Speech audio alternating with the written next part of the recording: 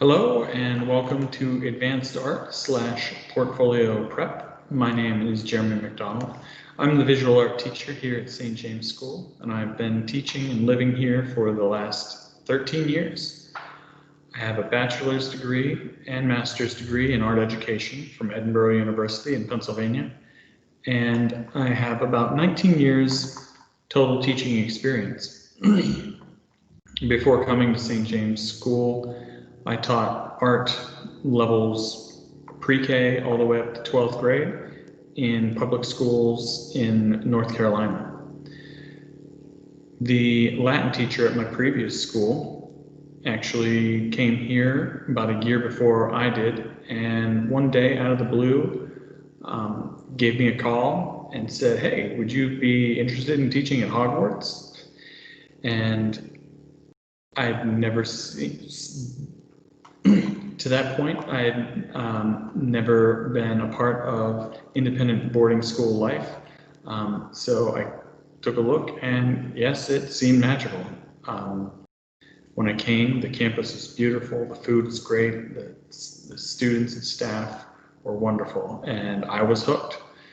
So 13 years later, I am still here, helping some awesome kids make some incredible art. In advanced art, the students are pretty much in control of their art, their whole process. They are free to try new approaches, techniques, media, and try to find deeper meaning in the art that they create. I offer students options for each project in case inspiration doesn't come to them. Or in some cases, we need them to create pieces of art for the school.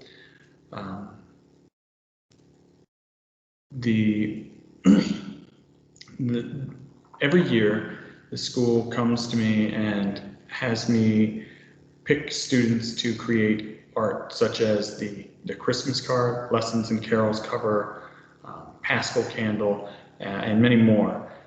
It is a great opportunity for our students to shine, and I like to give these projects, these commissioned works, to advanced art students who have really kind of stayed with me and stayed with the program, and I like to reward them with these projects. What was I going to say next? Give me a moment. They really have control of the direction of the art that they make this year through the choice of subject matter and style and aesthetic. We typically create about 10 to 14 projects, major projects throughout the year. Students also do weekly sketchbook assignments.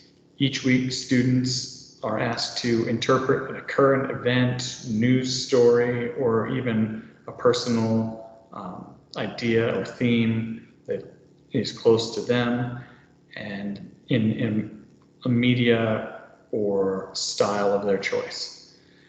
Then later that week, they write an artist statement all about the piece of artwork created. All of these assignments and projects are spelled out in a timeline that I give the students at the beginning of the year that they hopefully are keeping in their sketchbooks. I also post this timeline of projects on Blackboard along with the syllabus for the class. And then each week I post the assignments, the sketchbook assignments, and any projects that are due on Blackboard. So there's lots of redundancy. This year, like last spring, I was presented with a very difficult challenge: how to teach visual art virtually and now in a hybrid format. Last spring, I had to do all my classes asynchronistically. This meant I needed to pre-record my classes for the students to watch in their own time.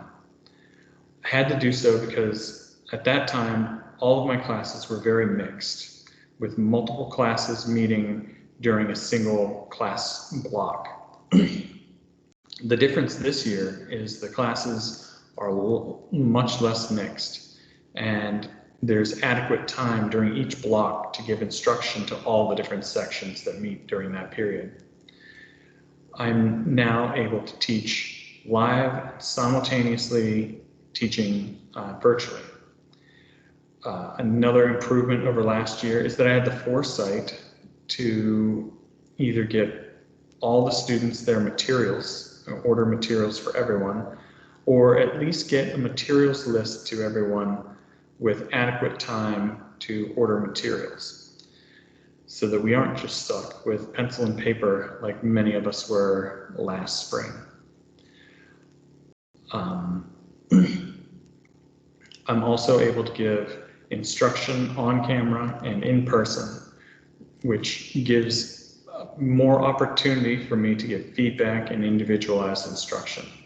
Now, this is much more challenging for our online students, but we have found ways around that.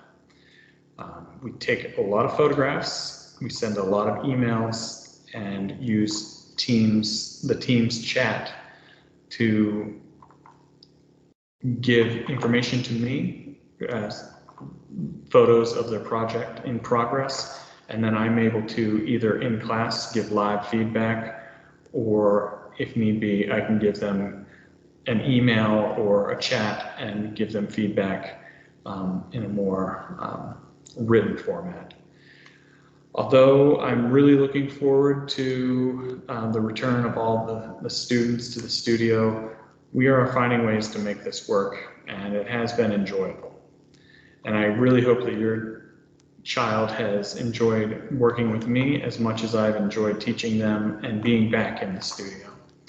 So thank you, and have a great family weekend. Bye-bye.